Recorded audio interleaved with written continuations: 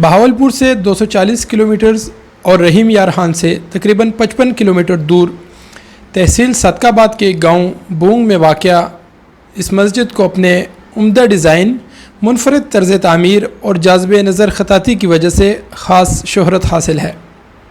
سردار رئیس غازی محمد نے یہ مسجد 1932 میں تعمیر کروانا شروع کی۔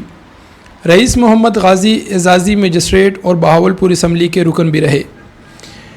کثیر مال و دولت ہونے کے باوجود انہوں نے درویشانہ زندگی گزاری۔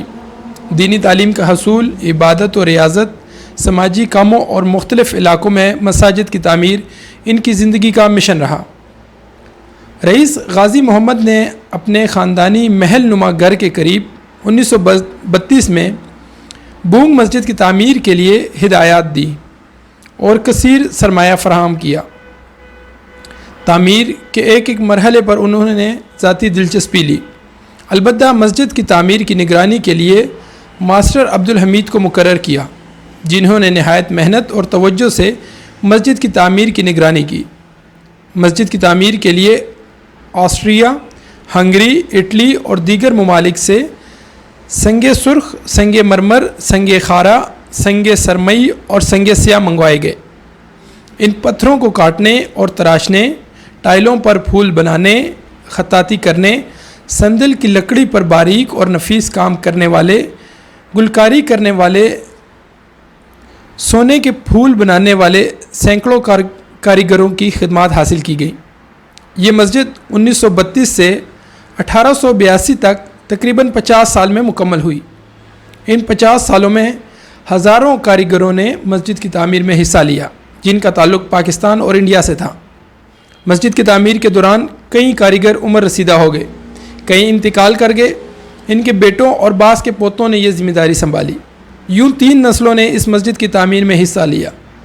تمام کاریگروں کو ان کی مہارت اور تجربے کی بنیاد پر اجرت دی جاتی تھی۔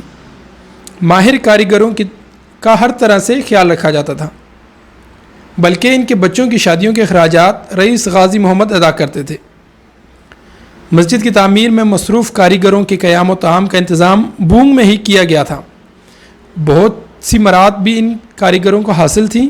تب صدقہ آباد سے بونگ تک مناسب ذرائع نقل و حمل موجود نہ تھے، نہ ہی پختہ سڑک تھی، لہٰذا بھاری مشینری اور تعمیراتی سامان صدقہ آباد ریلوے اسٹیشن سے بونگ تک تقریباً 20 کلومیٹر کچے راستوں پر بیل گاڑیوں اور اونٹوں پر لاد کر لایا جاتا تھا۔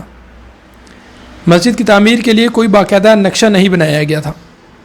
ایک خاکہ رئیس غازی محمد کے ذہن میں تھا، جس کے مطابق تعمیر کا آغاز کیا گیا۔ رئیس غازی محمد مختلف ممالک میں جاتے، وہاں کی مساجد دیکھتے اور جو چیز پسند آ جاتی اس کے مطابق مسجد کی تعمیر میں تبدیلی کرواتے۔ اس طرح مسجد کے ڈیزائن میں کئی بار تبدیلی کی گئی، کئی حصوں کو دوبارہ بلکہ سابارہ بھی نئے سرے سے تعمیر کیا گیا۔ 1950 میں ایک نئے مسئلے کی نشاندہی ہوئی کہ سیم کی وجہ سے مسجد کی عمارت کو نقصان پہنچنے کا خطرہ تھا۔ اس خطرے کے پیش نظر تب تک بننے والی تمام عمارت کو گرا دیا گیا اور 20 فٹ بلند ایک چبوترا بنا کر اس پر نئے سرے سے مسجد کی تعمیر کی گئی۔ اس سے مسجد کی پائیداری کے ساتھ ساتھ خوبصورتی اور جلال و عظمت میں بھی اضافہ ہو گیا۔ مسجد کی تعمیر کے دوران 1975 میں رئیس غازی محمد کا انتقال ہو گیا۔ ان کی وفات کے بعد ان کے بڑے بیٹے رئیس شبیر محمد نے مسجد کا کام کو آگے بڑھایا، جو خود بھی درویش صفت انسان تھے۔ 1982 میں مسجد کی تعمیر مکمل ہوئی تو اسے بین الاقوامی شہرت حاصل ہوگی۔ دنیا بھر سے سیاح اس مسجد کو دیکھنے کے لیے آنے لگے۔ اس کی خوبصورتی اور انفرادیت کی وجہ سے 1886 میں سے تعمیرات کے شعبے میں آغا خان ایوارڈ بھی دیا گیا۔ 12 مئی 2004 کو حکومت پاکستان نے اس مسجد کی تصویر والا ڈاک ٹکٹ بھی جاری کیا۔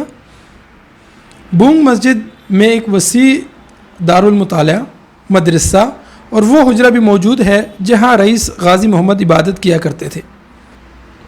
اندر کئی ایکڑ پر مشتمل فواروں پر سے مزین وسیع لان ہے۔ راہداری سے گزر کر سیڑھیاں چڑھنے کے بعد مسجد کا صحن ہے، جو سنگ مرمر اور سنگ سیاہ سے راستہ ہے۔ یہاں بیک وقت 2000 نمازی نماز ادا کر سکتے ہیں۔ ایک بڑے گنبد کے نیچے خواتین کے لیے نماز پڑھنے کی جگہ مخصوص ہے، جو خواتین کی جمعہ مسجد کہلاتی ہے۔ مسجد کے تمام دروازے ہاتھی دانت کے نفیس اور باریک کام سے مزین ہے۔ مسجد کے برآمدے میں تقریباً 500 نمازی نماز ادا کر سکتے ہیں۔ یہ برآمدہ 18 ستون پر مشتمل ہے۔ ہر ستون ایک ہی جیسے قدرتی رنگ پر مشتمل 8 فٹ بلند ہے۔ مرکزی محراب کی تزئین و آرائش میں خالص سونا، چاندنی اور قیمتی پتھر استعمال کیا گیا ہے۔ صندل کی لکڑی کا نہایت نفیس اور دیدہ زیب کام کیا گیا ہے۔ دلکش نقش و نگار، خوبصورت گلکاری اور منفرد ڈیزائن پر مشتمل یہ مسجد سیاحوں کو حیرت زدہ کر دیتی ہے۔